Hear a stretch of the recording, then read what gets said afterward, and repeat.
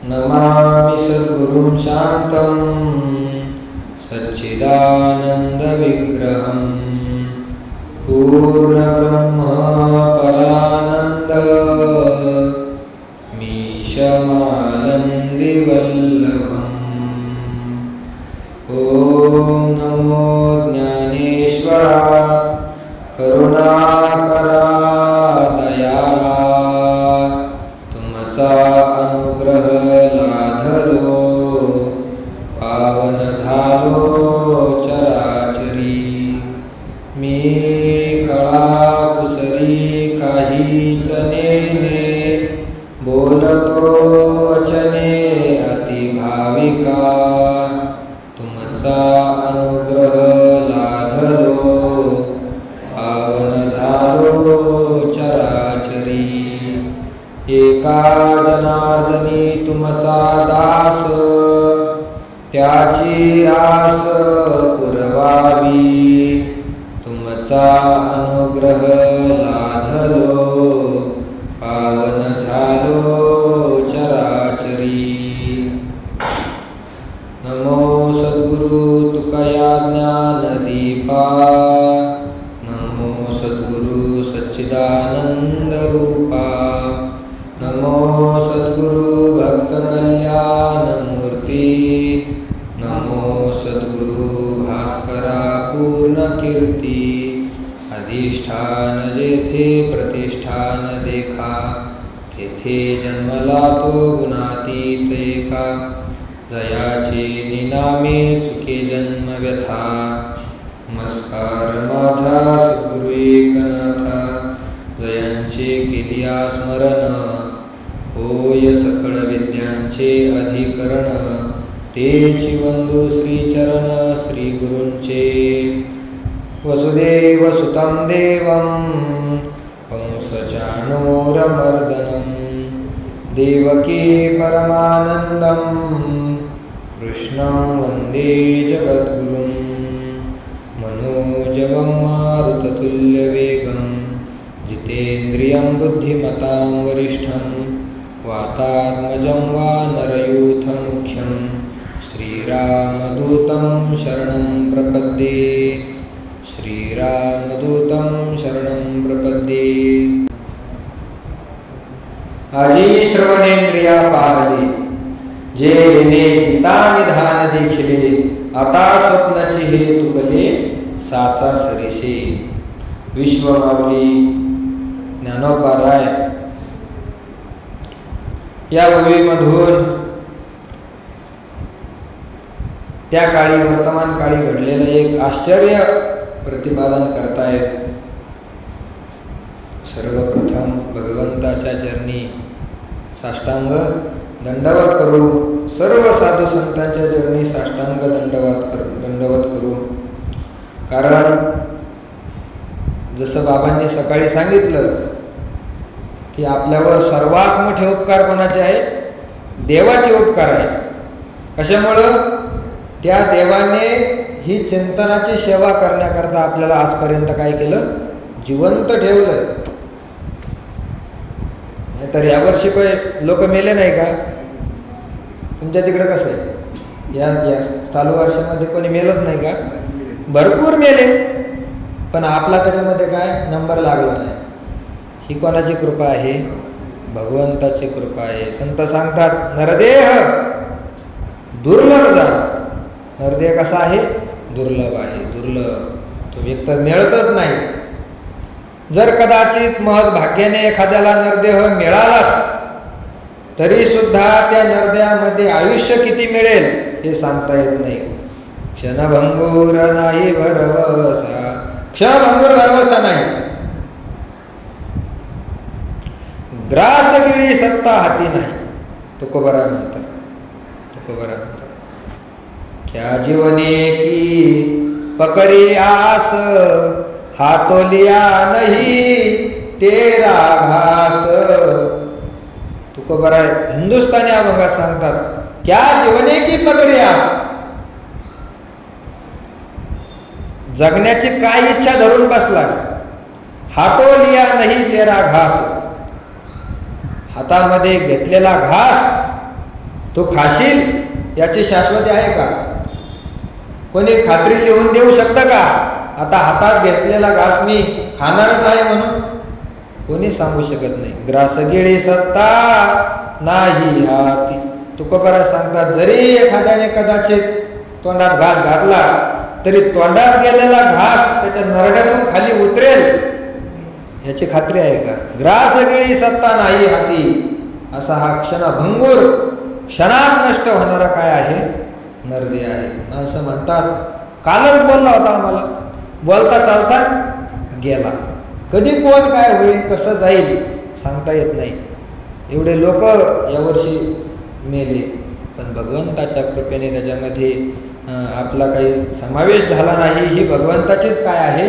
कृपा आहे. कोणाला किती आयुष्य द्यायचं हे सगळं त्यानेच केलं. ज्याने हा जीव दिला दान, जीव त्याने दान दिलेला आहे, सगळंच त्याने आपल्याला दान केलेलं आहे. तसंच आयुष्य सुद्धा कोणी दिलं आहे? भगवंताने आयुष्य दिलेलं आहे. भगवंताशिवाय दुसरा कोणी आयुष्य देणारा नाही. आई वडिलांनी आयुष्य दिलं नाही, कारण आई वडिलांनी आयुष्य दिलं असतं तर मग काही काही लेकरं 10-10, 20-20 वर्षात झाल्यावरच मरतात. त्याच्या आई वडिलांनी मग एवढं कमी आयुष्य कसं दिलं? याचा अर्थच असा आहे की हे देण्याचं काम आई वडिलाचं नाही. आई वडिलांनाच किती आयुष्य आहे स्वतःला हे सांगता येतं का? नाही सांगता येत. हे फक्त आणि फक्त भगवंताची काय आहे? कृपा आहे. ती कृपा आपल्यावर झाली. एवढा दिवस भगवंताने आपल्याला या नरदेहामध्ये जिवंत ठेवलं आणि म्हणून त्या उपकारातूनच उतराई होण्यासाठी काहीतरी काय केलं पाहिजे? मनुष्याने सेवा केली पाहिजे. काहीतरी सेवा केली पाहिजे, सेवा केली पाहिजे. कोणाचे उपकार ठेवू नये. शास्त्र असं सांगतं, ऋण वैर हत्या हे तो न सुटे निधीचा. ऋण असेल, कोणाचं कर्ज घेतलेलं ते ठेवू नये. वैर, कोणासोबत जर वैर केलं तर ते वैर ठेवू नये, मराच्या अगोदरच ते मिटवून टाकावं. आणि शेवटचं हत्या, कोणाची हत्या जर केली असेल तर ते सुद्धा चुकत नाही. 3 गोष्टी तुकोबाराज सांगतात. ऋण, कर्ज घेतलेलं कोणाच्या चेनी सुटणार नाही. लोकाला कर्ज बुडवण्यामध्ये आनंद आहे, कर्ज परत देण्यामध्ये आनंद येत नाही. पण शास्त्र सांगतं, तुम्ही कोणाचं कर्ज बुडवलं तरी सुद्धा तुम्हाला ते पुढच्या जन्मामध्ये काय करावं लागेल? फेडावं लागेल. मग व्याजासकट फेडावं लागेल. वैर केलेला असेल ते पण अगोदरच मिटवून टाकावं. हत्या असेल तरी सुटत नाही. म्हणजेच कोणाचं ऋण ठेवू नये. तसंच आपल्यावर सुद्धा अनेक लोकांचं ऋण आहे. त्यामध्येच एक भगवंताचं सुद्धा काय आहे? ऋण आहे, कर्ज आहे आपल्याकडं भगवंताचं. काय ऋण आहे? तर त्याने आपल्याला ऋण कधी होत असतं? आपण त्याला परत काहीतरी दिलं नाही आणि त्याने आपल्याला काहीतरी दिलेलं आहे, तर त्याचं आपल्यावर काय असतं? ऋण असतं. आता भगवंताने आपल्याला काय काय दिलं? सगळ्यात अगोदर जीव दिला, नरदेह भगवंताने दिला, सगळी इंद्रिय कोणी दिले? भगवंतानेच दिले आपल्याला. नरदेहामध्ये आयुष्य दिलं, भगवंतानेच दिलं. शेती दिली, भगवंताने दिली. नोकरी दिली असेल कोणाला, ती सुद्धा भगवंताने दिली. जे अन्न आपण रोज खातो ते अन्न भगवंताने दिलेलं आहे. पाणी पितो ते पाणी सुद्धा भगवंताने निर्माण केलंय. या ज्या मोकळ्या ठिकाणी आपण फिरतो ती मोकळी जागा सुद्धा देवाने दिली. पृथ्वीवर आपण राहतो, पृथ्वी सुद्धा देवाने दिली. श्वास घेण्यासाठी जो वायू आहे तो वायू, ती हवा सुद्धा कोणी दिली? देवाने दिली. सगळं काही जे दिलेलं आहे ते कोणी दिलेलं आहे? देवानेच दिलेलं आहे आपल्याला. एकाला दिलं का? ते सगळ्यालाच दिलंय. म्हणून तुकोबाराज सांगतात, ब्रीद ज्याचे जगदानी नारायणी स्मरावा. ज्याचे ब्रीद जगदानी, जगाला दान देणारा जो आहे, असं आपल्याला सगळ्या गोष्टीचं दान कोणी दिलेलं आहे? याच भगवंताने दिलेलं आहे. मग त्याला त्याच्या मोबदल्यात आपण काय दिलं? कोणी सांगू शकतं का? देवाने आम्हाला जीव दिला, मग त्याच्या मोबदल्यात आम्ही आमका देवाला दिलं, सांगू शकतो कोणी? कोणीच सांगू शकत नाही. देवाला आपण काहीच देत नाही. दिलंच तर काय देतो आपण देवाला? फाटक्या नोटा, ज्या व्यवहारामध्ये कामाला येत नाही, ज्याला दुकानदार घेत नाही, अशा फाटक्या नोटा मग देवाचं दानपेटी उघडल्यानंतर बऱ्याच नोटा काय निघतात, फाटक्या निघतात. कोण टाकतंय? आपणच टाकतो. दर्शनाला जाणारे हे देतो आपण देवाला. देवाने आयुष्य दिलं ना आपण देवाला काय देतो? फाटक्या नोटा. पूजा असेल तर मग ते किडक्या सुपाऱ्या, किडक्या खारका, वायाला गेलेले खोबरे, हे असं आपण देवाला देण्याचं काय करतो? प्रयत्न. त्याला गरज नाही या गोष्टीची. लक्ष्मी ऐशी जयाची दासी, लक्ष्मी त्याची दासी आहे. धनाची मालकीण असलेली लक्ष्मी ती त्याची दासी आहे. आपण त्याला फाटक्या नोटा देण्याचा प्रयत्न करतो. त्याला याची गरज नाही. त्याला जे लागतं ते मिळालं पाहिजे. त्याने तो काय होतो? संतुष्ट होतो. काय लागतं त्याला? पत्रम पुष्पम फलम तोयम यो मे भक्त्या प्रयच्छती तदहम भक्ती प्रवृत मश्नामी प्रयतात म्हणत. स्वतः सांगतात भगवान नव्या अध्यायामध्ये, पत्रम पुष्पम फलम तोयम यो मे भक्त्या प्रयच्छती. जो मनुष्य भक्तिप्रेम भावाने मला पत्रम म्हणजे एखाद्या झाडाचं पान देत असेल, तुळशीचं पान आहे, बेलाचं पान आहे, पुष्पम मला एखादं फुल वाहत असेल, फलम एखादा फळ वाहत असेल, तोयम शेवटला भगवान सांगतात असाही भक्त असू शकतो की त्याला पानं फुलं फळं सुद्धा मिळणार नाही. तोयम शुद्ध भावाने मला तो काय करत असेल? पाणी अर्पण करीत असेल माझ्या मूर्तीवर. पण कसं? भक्तीने अंतःकरणामध्ये त्याच्याविषयी प्रेम धारण करून, भाव धारण करून जर तो मनुष्य मला भक्तीने हे गोष्टी वाहत असेल तर भगवान सांगतात तदहम भक्ती प्रवृत्त मश्नामी प्रयतात म्हणून. ते सगळं मी काय करतो? त्याचा स्वीकार करतो. सगळ्याचा काय करतो? स्वीकार करतो. पण त्याच्यामध्ये काय पाहिजे? प्रेम पाहिजे, सेवा पाहिजे, भक्ती पाहिजे. म्हणून देव भावाचा भुकेला, आजचे दुष्काळ प्रेमाचा भुकेला आहे. देवाला भाव पाहिजे. वस्तूचा भुकेला देव नाही, काहीतरी त्याला त्याच्या मागचं प्रेम पाहिजे. मनुष्याच्या अंतरीचे घेतो गोडी, पाहे गोडी भावाची, अंतरीची गोडी घेतो. त्याच्या अंतःकरणामध्ये काय आहे, माझ्याविषयी किती प्रेम आहे ते देव काय करतो? त्याच्यातून ग्रहण करतो. हे लागतं भगवंताला. सेवा लागते भगवंताला. सेवा किती करतो? म्हणून त्याच्या उपकारातून आपण कधीच उत्तीर्ण होऊ शकत नाही. एवढे मोठे त्याचे काय आहे? उपकार आहे. मग विसरूनच जायचं का? विसरून नाही जायचं. जेवढं आपल्याला शक्य होईल तेवढं त्याच्या उपकारातून उतराई होण्याचा काय करायचा? प्रयत्न करायचा.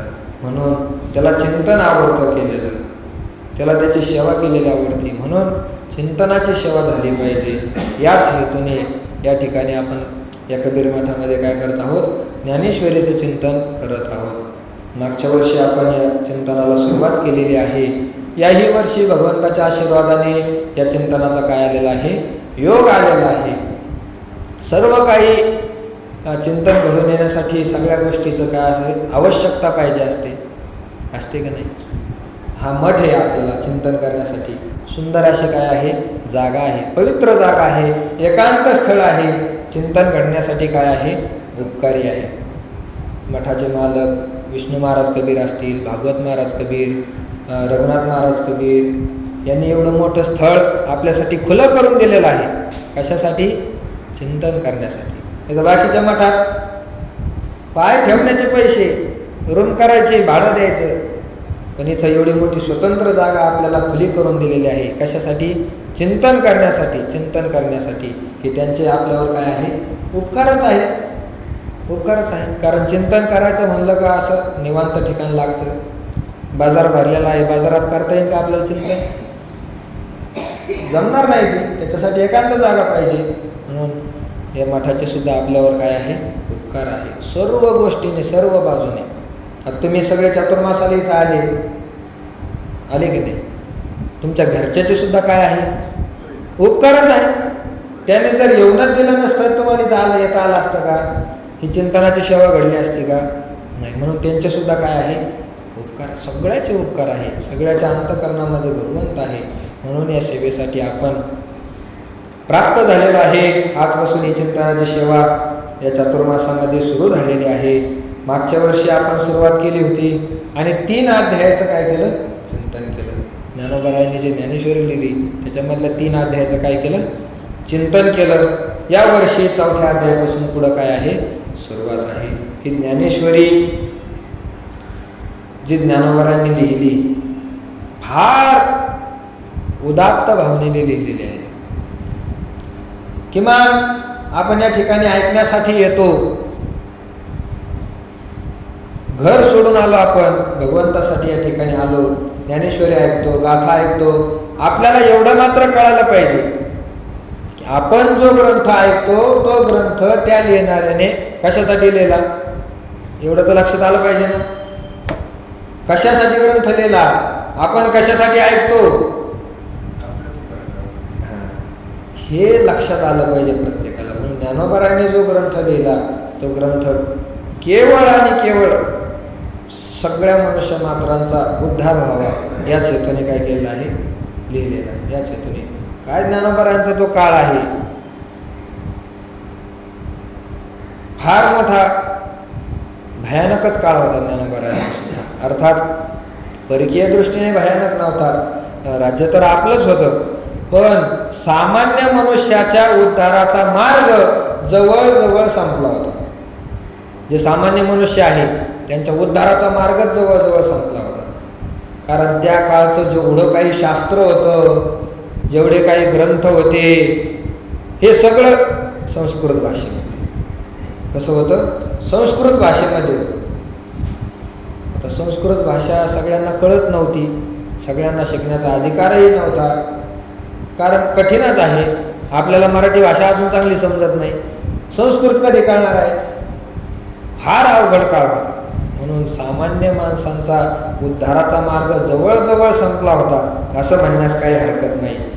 आणि मग त्याही लोकांना काहीतरी मिळालं पाहिजे, त्यांच्याविषयी अंतःकरणामध्ये कळकळ ज्ञानोबारायांच्या काय झाली? तयार झाली होती. पैठणला ज्यावेळेस ज्ञानोबाराय आले, शुद्धीपत्र घेण्याकरता आले, तसं तर निवृत्तीनाथ महाराजांनी सांगितलं गरज काय आहे आपल्याला? शुद्धीपत्र घेण्याची गरज काय आहे? आपल्याला परब्रह्माचा अनुभव आलेला आहे, भगवंताच्या स्वरूपाचं ज्ञान झालेलं आहे. आता शुद्धीपत्र घेण्याची काय गरज आहे? तृप्ती झाली आजैशी साधने सरती अपयशी. ज्ञानोबाराय म्हणतात एकदा तृप्ती झाली की त्या तृप्तीचे साधनं आपोआप काय होऊन जातात? बाजूला होऊन जातात. एखाद्याला कडकडून भूक लागलेली आहे, उपवासा शेवटी अन्नासवे भेटी तुकोबाराय म्हणतात. दशमीचा उपवास आहे, एकादशीला उपवास झाला, द्वादशीला काय झाला? उपवास झाला.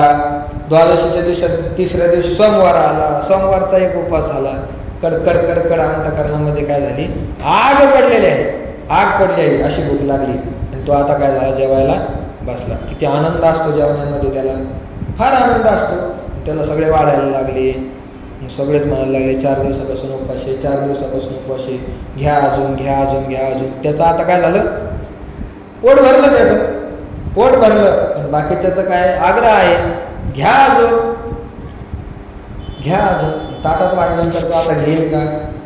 नाही घेणार. तो काय करेल? ताट बाजूला करेल.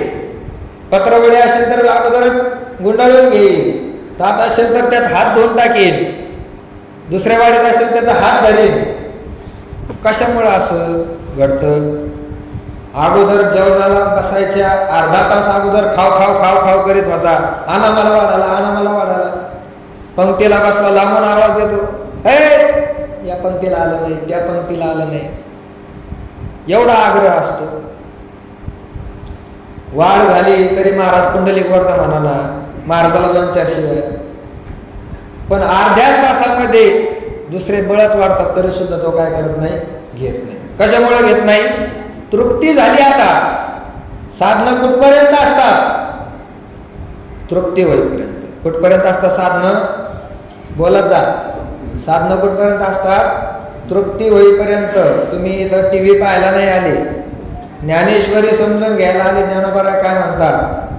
मग बोलतं व्हायचं, शांत नाही बसायचं, बोलत राहायचं मध्ये. साधनं कुठपर्यंत असतात? जोपर्यंत तृप्ती होत नाही तोपर्यंत साधन असतात. तसं निवृत्तीनाथ महाराज म्हणतात भगवंताचं दर्शन झालं, आता काय झालं, आपली तृप्ती झाली, भाग गेला, शीन गेला, अवघा झाला आनंद, आनंद झाले समाधान तुमचे देखील चरण, आता उठा विषय मना येत नाही ना. आमचं आता समाधान झालंय, मग आता काय करायचंय, शुद्धीपत्र घ्या, हे शुद्ध आहे का पहा की अशुद्ध आहे का पहा. आता घेऊन काय फायदा, ज्ञानोबा निवृत्तीनाथ महाराज म्हणाले. पण नाही, ज्ञानोबरांचं म्हणणं होतं आपल्याला शुद्धीपत्र मिळवायचंय मिळवायचंय मिळवायचंय. अहो पण आता आपण शुद्ध आहोत ना, आता कशाला पाहिजे शुद्धीपत्र. ज्ञानोबराय म्हणतात जरी आपण शुद्ध असेल तर या बाकीच्यांना लोकांना पण आपल्याला काय करायचं आहे, यांना शुद्ध करायचं ना. यांना कुठपर्यंत असं अज्ञानामध्ये राहून द्यायचं, यांना पण शुद्ध केलं पाहिजे. कारण शास्त्र असं सांगतं माणसाने एकट्याने पाळण्याची गडबड करू नये. जो सत्पुरुष असतो, सज्जन असतो, त्याने काय करायचं, सगळ्याला बरोबर घेऊन जायचं. करुणी चिंतन करवी आणि का तो या झाला लोका नाव जेकी. जो स्वतः चिंतन करतो, दुसऱ्याकडून सुद्धा चिंतन करून घेतो, तो तुकोबरा म्हणतात या जगामध्ये नावेसारखा आहे. नाव कशी असते, नाव स्वतः करून जाते नदीवरून आणि त्यात बसलेल्या माणसाला सुद्धा तारून नेते. तसं जो स्वतः चिंतन करतो, दुसऱ्याकडून चिंतन करून घेतो, तो नावेसारखा आहे. एकट्याने नाही, सगळ्याला घेऊन काय करायचा, परमार्थ करायचा. हीच ज्ञानोबराच्या अंतकरणामध्ये तळमळ होती. संताचं अंतकरण मऊ असतं, मृदू सभा हे नवनीत तैसे सज्जनाचे चित्त. म्हणून मऊ अंतकरण असल्यामुळं सगळ्यांच्या विषयी कळकळा निर्माण झाला. ज्ञानोबरा म्हणतात नाही, आपल्याला काय करायचं, शुद्धीपत्र घ्यायचं म्हणजे घ्यायचं. कशासाठी घ्यायचं, या लोकांचा उद्धार करायचा. जर लोकांचा उद्धार करायचा म्हणल्यावर लोकांमध्ये जावं लागेल ना, जावं लागेल की नाही. लोकांकडून चिंतन करून घ्यायचं म्हणल्यावर लोकांसोबत दिंडीत जावं लागेल, लोकांसोबत प्रवचनाला जावं लागेल. पण मग आपल्याला जर अशुद्ध ठरवलं तर मग लोकांमध्ये येता येईल का, लोकांमध्ये येता येणार नाही. म्हणून आपल्याला शुद्धीपत्र मिळवायचं. निघाले ज्ञानोबा ते आळंदीमध्ये, तर शुद्धीपत्र मिळालंच नाही. आळंदीच्या ब्राह्मणांनी चेष्टा केली आणि काय सांगितलं, तुम्ही पैठणला जा, पैठणच्या ब्रह्मसभेने जर तुम्हाला शुद्धीपत्र दिलं तर आम्ही तुम्हाला आपल्या जातीमध्ये घेऊ, नाहीतर तुमचा बहिष्कार करू. निघाले मग चारी भावंड मजल दरमजल करीत भगवंताचं नामस्मरण करत पैठणला प्राप्त झालेले आहे. कृष्णाची देवकडे होती मामा, त्यांच्याकडे गेले, झालेली सगळी घटना सांगितली, असं असं शुद्धीपत्र नेण्यासाठी आम्ही आलेलो आहे. त्या कृष्णाजी देवकळेंनी सगळ्या ब्राह्मणांना सांगितलं उद्या ना घाटावर ब्रह्मसभा भरवा आणि या लहान लहान लेकरांचा काहीतरी न्याय निवाडा द्या, त्यांना न्याय करून द्या. पूर्ण सभा भरलेली आहे. सभा भरल्यानंतर ती लेकरं पाहून पैठणच्या ब्राह्मणाच्या मनामध्ये सुद्धा काय झालं, कळवळा आलेला आहे. एवढे एवढे लेकरं आहे, यांना अजून काही समजत नाही, काही नाही. आणि यांना ब्राह्मणांनी काय केलं, जातीच्या बाहेर टाकलं, यांना भ्रष्टाचारी म्हटलेलं आहे. अगोदर कळवळा आला, पण त्यांच्याजवळ आळंदीवरून काय आलं, पत्र आलं होतं. हे पत्र तुम्ही तिथं ब्राह्मणांना दाखवा. पैठणच्या ब्राह्मणांनी जो काही ज्ञानोबरांचा छळ केला, त्या छळाला सर्वस्वी जबाबदार आळंदीचं पत्र. आळंदीकडून तसं पत्र आलं नसतं तर पैठणच्या ब्राह्मणाकडून छळ झाला नसता. लोकांनी त्या पैठणच्या ब्राह्मणालाच बदनाम करून टाकलं. ते काय करतील बिचारे. आळंदीच्या ब्राह्मणानेच असं लिहून ठेवलं होतं, हे 4 कार्टे संन्यासाची मुले आहेत, यांच्या बापाने अगोदर संन्यास घेतला, संन्यास घेऊन परत त्याने गृहस्थ आश्रम स्वीकारला. एवढा त्याच्या अंतकरणामध्ये जर काम होता तर अगोदर संन्यास कशासाठी घेतला. अशी संन्यासाची मुले आहे, अपवित्र आहे, बाटलेली मुले आहे, यांना जातीमध्ये घेऊ नये. तुमचा काय निर्णय असेल तो द्यावा. असं सांगितल्यानंतर मग तिथल्या ब्राह्मणाला सुद्धा वाईट वाटलं. तळपायाच्या आग मस्तकात गेली. खरंच आहे, शास्त्र असं सांगतात. तुकोबा एका ठिकाणी सुंदर सांगतात, नाही तरी सुखी असावे संसारी, हजिती दुसरी करू नये.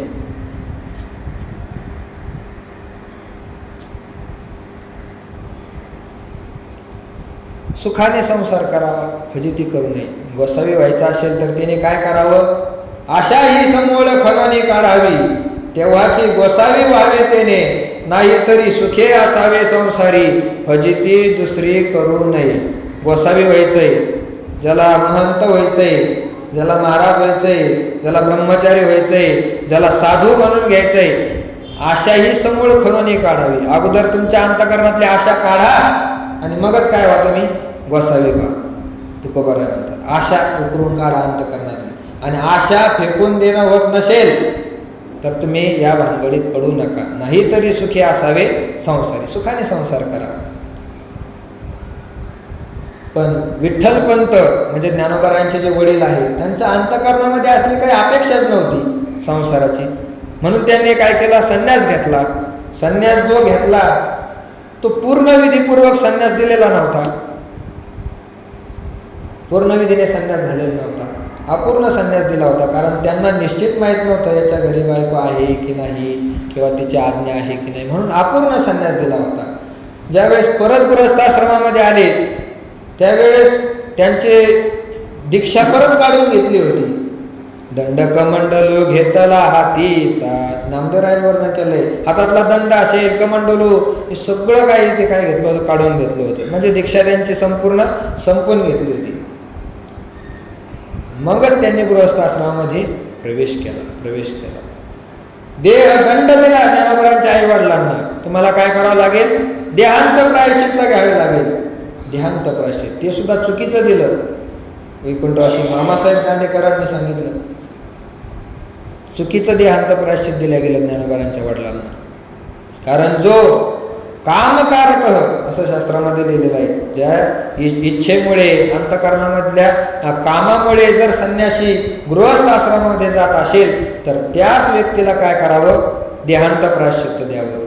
पण ज्ञानोबारांच्या वडिलांना अंतःकरणामध्ये इच्छा झाली म्हणून संसारात नाही आले. त्यांच्या गुरूंना माहीत झालं की याच्या घरी काय आहे, पत्नी आहे, म्हणून गुरूंनी काय सांगितलं, तू आता परत गृहस्थाश्रमात प्रवेश कर. केवळ गुरुचा आदेश म्हणून प्रवेश केला. आणि आळंदीच्या ब्राह्मणाने काय नोंद दिली, याच्या अंतःकरणामधली इच्छा संपली नव्हती म्हणून परत गृहस्थाश्रमामध्ये आला. आणि तसंच पत्र लिहून पैठणला पाठवलं. पैठणच्या ब्राह्मणाने वाचल्यानंतर त्यांनाही वाईट वाटलं. थोडासा छळ केला गेला. नावं विचारले, काय नाव तुमचे, ज्ञानोबारांनी सांगितलं ज्ञानदेव नाव आहे. त्याच्या नावाचा काय केला, छळ केला.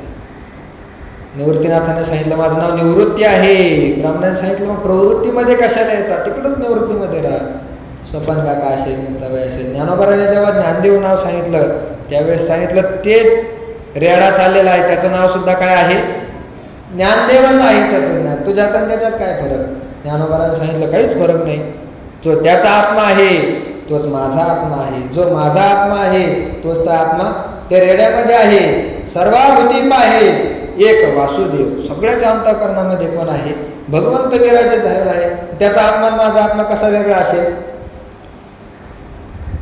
म्हटलं तू खरं बोलतो काय, अनुभवातून बोलतो काय. अनुभव आहे. तुम्हाला परीक्षा पाहिजे असेल तर परीक्षा घेतला आसूड, त्या रेड्याच्या अंगावर काय मारली, फटके मारले. फटके मारल्यानंतर त्या रेड्याच्या अंगावर फटके मारले, पण त्या फटक्याचे जे वळ होते ते ज्ञानोबारांच्या अंगावरून उठले, ज्ञानोबारांच्या पाठीवरून उठले. तोची वळ उठी ज्ञानदेवा. ज्ञानदेवांना तो काय झाला, वळ उठला. मग सगळे काय झाले, घाबरले. मग सगळे घाबरले. तरी पण काय होते ते म्हणले यांचा बाप बंगाली विद्या शिकून आला होता, यांना सुद्धा शिकवले असेल. अशी परीक्षा घेण्याचा काय केला, प्रयत्न केला. पण ब्राह्मणांना कळत होतं. त्यांनी सांगितलं तुझा त्याचा आत्मा जर एकच आहे, तू आणि तो जर एकच आहे, तर तुझ्या वडिलांनी तुला वेद म्हणायचं शिकवला, मग तू वेद म्हणतो रेडा वेद म्हणन का, अशी कल्पना काढली. आता त्यांना वाटलं आपलं काम साधलं. ज्ञानोबा म्हटले काय हरकत आहे, जर तो आणि मी एकच आहे, मला जर वेद बोलता येतो, त्या रेड्याला का बोलता येणार नाही, का बोलता येणार नाही. ठीक आहे म्हटले, दाखवा मग बोलून. ज्ञानोबारांनी त्या रेड्यावर सुद्धा काय केली, कृपा केली. रेड्यावर कृपा केली ज्ञानोबारांनी. कारण तो रेडा काय होता, देहाने रेडा होता, पण अंतःकरण त्याचं काय होतं, त्या अधिकाराचं होतं. त्याच्यावर ज्ञानोबारांनी कृपा केली. त्याच्या मस्तकावर हात ठेवला आणि ज्ञानोबारांनी त्या काय केलं, त्याला आदेश दिला, ज्ञानदेव म्हणे बोले रे ऋग्वेद. रेड्याला आदेश काय दिला? ऋग्वेद बोल. आणि ज्ञानोबांनी पुढं म्हणायला सुरुवात केली आणि तसंच रेडा काय म्हणला? मागणार ओम अग्निमिले पुरोहितम. ऋग्वेदाचं वाक्य जसंची तसं तो रेडा म्हणायला लागला, जसंची तसं म्हणायला लागला. मग मात्र सगळ्यांनी काय केलं? घाबरले सगळे आणि ज्ञानोबांचे चरण धरले. माऊली आम्ही चुकलो, आम्ही काय झालो? चुकलो, आम्हाला क्षमा करा, चुकलं आमचं, चुकलं. नामदेवरायांनी वर्णन केलं आहे, तो रेडा वेद बोलायला लागला. ज्ञानोबारायांचं बोलणं बंद झालं, पण तो रेड्याचं बोलणं बंद झालं नाही. तिथून पुढे तो रेडा रोज वेद बोलायचा. दररोज 3-3 तास, एक प्रहर म्हणजे 3 तास तो रेडा काय करायचा? वेद बोलायचा. त्या रेड्याने जेव्हा वेद बोलायला सुरुवात केली तर रेड्याच्या मुखातून इतकं शुद्ध उच्चारण त्या वेदाचं निघत होतं की ब्राह्मणांनी आपापल्या घरातून पोथ्या आणल्या आणि त्याच्या पुढे बसून ते शुद्ध करून घेतलं. आपल्या कुठं चुकीचं लिहिलेलं आहे. ही ज्ञानोबारांची काय आहे? शक्ती आहे. असं रेडा बोलवून मग त्या रेड्याला घेऊन सोबतच कुठे गेले? आळंदीला निघाले. आळंदीला जात असताना मग पैठणवरून कुठे गेले? नेवाशाला गेले. नेवाशाला गेल्यानंतर तिथं थांबले आणि मग या लोकांचा उद्धार कसा होईल? आपल्यावर लोकांची आता श्रद्धा तर बसलेली आहे. रेडा बोललेला म्हणून सगळे ज्ञानोबारांना संत मानायला लागले, श्रद्धा बसली. पण आता यांचा उद्धार कसा करायचा? नुसत्या श्रद्धेने उद्धार होत असतो का? नुसद्याची श्रद्धा झोंबो पाहाशी परमपदा तैशे हे प्रबोधा सोपे नव्हे. नुसत्या श्रद्धेने काही होत नसतं, त्याला पूर्ण शास्त्राप्रमाणे आचरण करावं लागतं. कसा यांचा उद्धार होईल? यांच्या उद्धाराची सोय केली पाहिजे. म्हणून निवृत्तीनाथांनी आदेश केला की गीतेवर काय करायचं? भाष्य करायचं. संस्कृतमध्ये जी गीता भगवंताने लिहिलेली आहे, महाभारत आहे संस्कृत, व्यासांनी लिहिलं. 1.25 लाख श्लोक आहे त्याच्यात, 1.25 लाख श्लोक आहे महाभारतात. त्या महाभारतातील भीष्म पर्वामध्ये ही आलेली कथा आहे. जे भीष्म पर्व संगती म्हणितली कथा, अशी ही काय आहे? गीता आहे. 700 श्लोक आहे, 18 अध्याय आहे. 700 श्लोक, 18 अध्यायाचे लेख, अशी ही गीता आहे.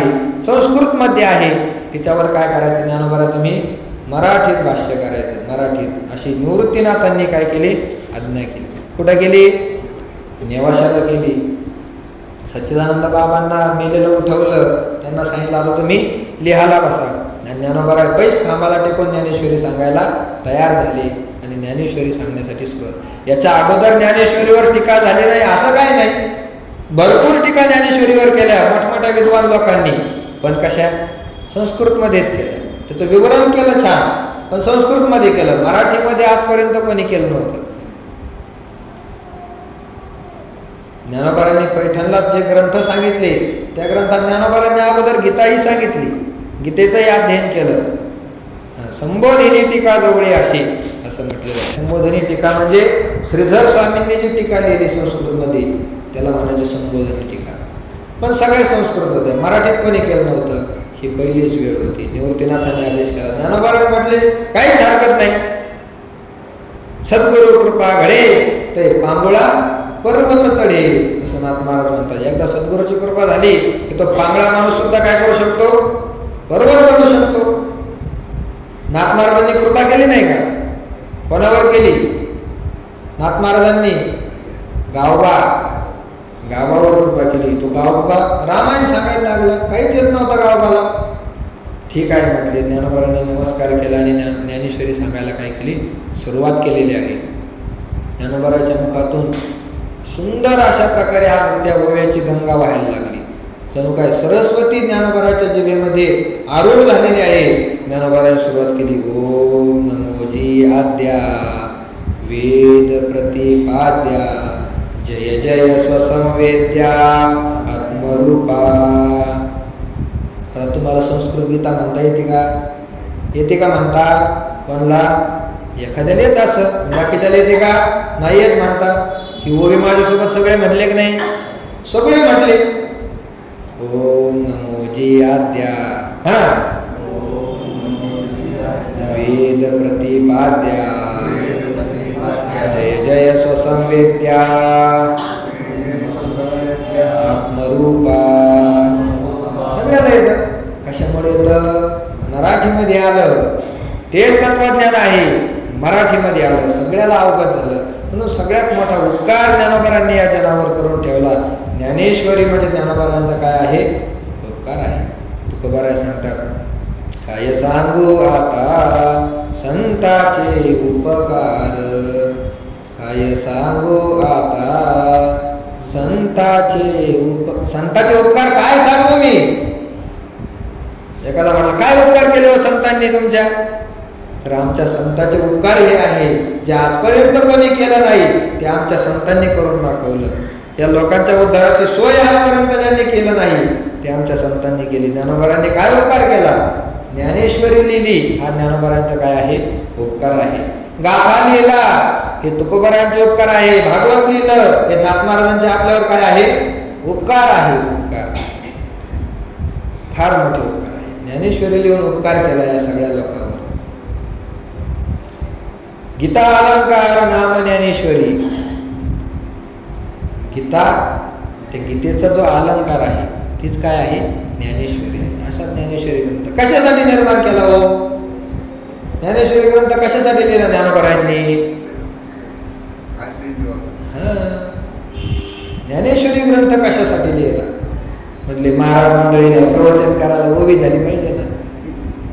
प्रवचन करण्यासाठी ओव्या लिहिल्या नाही, निरूपण करण्यासाठी या ओव्या लिहिलेल्या नाही. या ओव्या कशासाठी आहेत? ज्ञानोबांनाच विचारलं, कशासाठी लिहिला होता मी हे ग्रंथ? एवढे मोठे ग्रंथ असताना कशासाठी हे केलं? ज्ञानोबा म्हणतात, पहिले ग्रंथ संस्कृत मध्ये होते, तिरे संस्कृताची तोडोनी गहने, मराठी शब्द सोपाने. संस्कृताची तीर होते ती तोडून टाकली, मराठी शब्द सोपाने असं केलं आम्ही. कशासाठी केलं? त्याचा उद्देश सांगत असताना ज्ञानोबांनी एक ओवी वापरलेली आहे, फिटो विवेकाची वाणी हो काना मनाजिनी. कशासाठी मी ग्रंथ लिहिला? विवेकाची वाणी फिटो. विवेक म्हणजे विचार, वाणी म्हणजे दुष्काळ. विवेकाचा दुष्काळ या जगातून संपून जावा म्हणून काय केला? बोलत जा. म्हणून काय केलं? ज्ञानेश्वरी लिहिली. कशासाठी लिहिली ज्ञानेश्वरी? विवेकाचा दुष्काळ संपून जावा म्हणून ज्ञानेश्वरी लिहिली. अर्थात या जगात काय आहे? विवेकाचा दुष्काळ आहे. विवेक राहिला नाही कोणाजवळ. विवेक म्हणजे काय? विचार. विचार करत नाही लोक या जगामधले, विचार करत नाही. म्हटले आम्ही तर किती विचार करतो. काळे केस होते सगळे पांढरे झाले, विचार करून करूनच झाले ना. पांढरे झाल्यानंतर परत ते गळून गेले, अर्ध टक्कल पडलं. कशामुळे झालं? विचार करतो आम्ही. रात्रंदिवस काय आहे? विचार चालू आहे. तुकोबाराय म्हणतात, अरे एका धड्यात तो विचार नाही, तो काय आहे? अविचारच आहे. विचाराच्या नावावर काय आहे? अविचार आहे. त्याला विचार म्हणता येत नाही. विचार कशाला म्हणावं? विचार जे केल्यानंतर मनुष्याचा उद्धार होतो. सारासार विचार करा उठा उठी, नामधरा कंठी विठोबाचे. विचार कशाला म्हणायचं? वेगवेगळं ज्ञान, त्याला म्हणायचं विचार. विविनक्ती या धातूपासून हा विचार शब्द तयार झालेला आहे. सत्य काय आहे जगामध्ये? सत्य काय आहे आणि असत्य काय आहे? विनाशी काय आहे, अविनाशी काय आहे, खरं काय आहे, खोटं काय आहे? या जगामध्ये धर्म कशाला म्हणायचं, अधर्म कशाला म्हणायचं, हे सगळं जे ज्ञान आहे याला काय म्हणायचं? विचार. विचार. आणि हा विचार कोणापाशीच राहिला नाही. विचाराचा काय झालेला आहे? दुष्काळ झालेला आहे. सर्वसामान्य लोक विचार करत नाही, याच्यामध्ये नवल नाही. विचार करा असे जे सांगतात ते सुद्धा विचारामध्ये काय होत नाही? प्रवृत्त होत नाही. म्हणून या विवेकाचा दुष्काळ जगामधून फिटून जावा म्हणून ज्ञानोबांनी ही काय केली? ज्ञानेश्वरी ग्रंथ लिहिला. या ज्ञानेश्वरी ग्रंथात काय सांगितलेलं आहे? विचार सांगितलेला आहे, विवेक सांगितलेला आहे. जो या ज्ञानेश्वरीचं अध्ययन करतो, ज्ञानेश्वरीला आपलं जीवन समर्पित करतो, ज्ञानोबांनी काय लिहिलेलं आहे जे प्रत्येक वाक्यामधून समजून घेतो, त्याच्या ठिकाणी काय जागृत होतो? विवेक. विवेक जागृत होतो, अंतःकरणामधला विवेक जागृत होतो. त्यासाठी ज्ञानोबांनी ही काय केलेली आहे? ज्ञानेश्वरी ग्रंथ लिहिलेला आहे. अतिशय सुंदर ग्रंथ आहे. 18 अध्यायाचा हा ग्रंथ आहे. प्रथम 3 अध्यायाचं निरूपण आपण मागच्या वर्षीच केलेलं आहे. मागच्या चातुर्मासामध्ये 3 अध्यायाचं निरूपण झालं. जसं करता आलं तसं हळूहळू आपण चिंतन करण्याचा प्रयत्न केला. पहिला अध्याय झाला. पहिल्या अध्यायामध्ये काय सांगितलं? बोला, काय सांगितलं पहिल्या अध्यायात? अर्जुन विषाद योग. अर्जुनाचं रडगाणं. अर्जुन कसा रडत होता, काय म्हणत होता देवाला, मला युद्ध करायचं नाही देवा.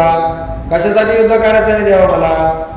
युद्धामध्ये आलेले कोण आहे? सगळे आपलेच आहे, आमच्याच घरचे युद्धासाठी उभा आले, त्यांना मी कसा मारू?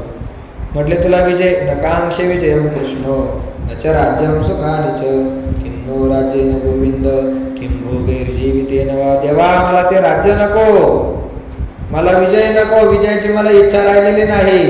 हे राज्य भोगून मी काय करायचं? आपल्याच घरचे लोक मारून टाकायचे आणि एकटा राज्याचं भोग भोगीत बसायचं कशासाठी? आता जळो घ्या घवे पार्थ म्हणे, हे सगळे भोग काय हो जळून जावं, मला हे लागत नाही. असं अर्जुनाने रडगाणं केलं पहिल्या अध्यायामध्ये. मग दुसऱ्या अध्यायामध्ये भगवंताने काय केला? गीतेचा उपदेश केला. 11व्या श्लोकापासून गीतेचा उपदेश सुरू झाला. अशोचानन्वशोचस्त्वं प्रज्ञावादांश्च भाषसे गतासून गतासूंश्च नानुशोचन्ति पंडिताः. अर्जुना तू शोक करू नको. प्रज्ञावादांश्च भाषसे. अर्जुना पाहिलं तर तू रडायला लागला. कशामुळे रडायला लागला? माझे घरचे आलेले आहे, मी त्यांना मारलं तर ते मरतील. हा मोह जडला. मोहामुळे शोक करायला लागला, रडायला लागला आणि बोलताना पंडितासारखं बोलतो. प्रज्ञावादांश्च भाषसे. पंडितासारख्या गप्पा आणतो. कशा पंडितासारख्या गप्पा आणल्या? देवाला ज्ञान सांगितलं अर्जुनाने. काय केलं? देवाला ज्ञान सांगितलं. सगळं ज्ञान देवापासून निर्माण झालं आणि अर्जुन देवाला ज्ञान सांगायला लागला. देवा तुला कळतंय का तू काय बोलू राहिला? मला युद्ध करायला सांगू राहिला, याचा परिणाम तुला माहित आहे का? युद्ध झाल्यानंतर अधर्माभिभवात कृष्ण प्रदूषंती कुलस्त्रिय स्त्री सुदुष्टा सुवासनेय जायते वर्णसंकर. देवा या सगळ्या कुलातल्या लोकांना मारल्यानंतर यांच्या ज्या स्त्रिया आहेत त्या विधवा होतील. त्या विधवा झाल्यानंतर त्यांचा सांभाळ कोण करेल? उत्तमाधमी संचरती तेथ वर्णावर्ण मिसळती समूळ पडती जाती धर्म. तिचं वर्णसंकर होईल आमच्या कुळामध्ये आणि ज्या कुळामध्ये वर्णसंकर होतो ते कुळ नरकाला पात्र होत असतं. पतंती पितरो हे श्याम लुप्त पिंडोदक क्रिया. ज्यांच्या पिंड उदक क्रिया लुप्त झालेल्या आहे पतंती नरकी, ते नरकामध्ये जाऊन पडतात. ज्याचं पिंडदान झालं नाही, ज्याचं वर्षश्राद्ध झालं नाही, हे लोक कुठं जातात? नरकामध्ये जातात. त्यांना दुसरीकडे जागा नाही. हा कटा त्याचे करीती पितर वंशी दुराचार पुत्र झाला असं होतं. हे अर्जुनाने देवाला काय केलं? ज्ञान सांगितलं. पण त्या अर्जुनाने जे रडायला लागला होता, कोणासाठी रडायला लागला? माझे घरचे, माझे गुरु आहे, माझे चुलते आहे, माझे चुलत भाऊ आहे, त्या सगळ्याला माझं माझं म्हणत होता. आणि भगवान सांगतात जो दुसऱ्या गोष्टीला माझं म्हणतो तोच तर खरा मूर्ख आहे. देव म्हणतो अर्जुना तू यांच्यासाठी रडायला लागला. बोलताना पंडितासारखं बोलतो. गतासूंश्च गतासून गतासूंश्च नानुशोचन्ति पंडिता. पंडित लोक कोणी मेला तरी शोक करत नाही आणि कोणी जगला तरी शोक करत नाही. आलं तरी शोक करत नाही, गेला तरी शोक करत नाही. ते पंडित असतात. असा उपदेश करायला काय केलेले आहे? सुरुवात केलेली आहे. दुसऱ्या अध्यायामध्ये भगवंतांनी बुद्धियोग सांगितला, ज्ञानयोग सांगितला, ब्राह्मी स्थिती अर्जुनाला सांगितली. तिसऱ्या अध्यायामध्ये संपूर्ण त्या कर्मयोगाचं निरूपण केलं. कर्म कसं असतं, काय आहे, कसं करावं, कर्मयोगाचं काय केलं? निरूपण केलं. आणि ते निरूपण संपल्यानंतर शेवटला झालं तया बोलाचा हनबाळ की रसवृत्तीचा निवाड येणे श्रोतया होईल सर्वाड सर्व सुखाचा. ज्ञानदेव म्हणे निवृत्तीचा चांग उठावा करून उन्मेषाचा मग संवाद श्री हरी पार्थाचा भोगावा बापा. ज्ञानोबारा म्हणतात निवृत्तीनाथाचे शिष्य असणारे कसं ऐकायचं? ज्ञानेश्वरी ऐकत असताना चांग उठावा करून उन्मेषाचा मग संवाद श्री हरी पार्थाचा भोगावा बापा.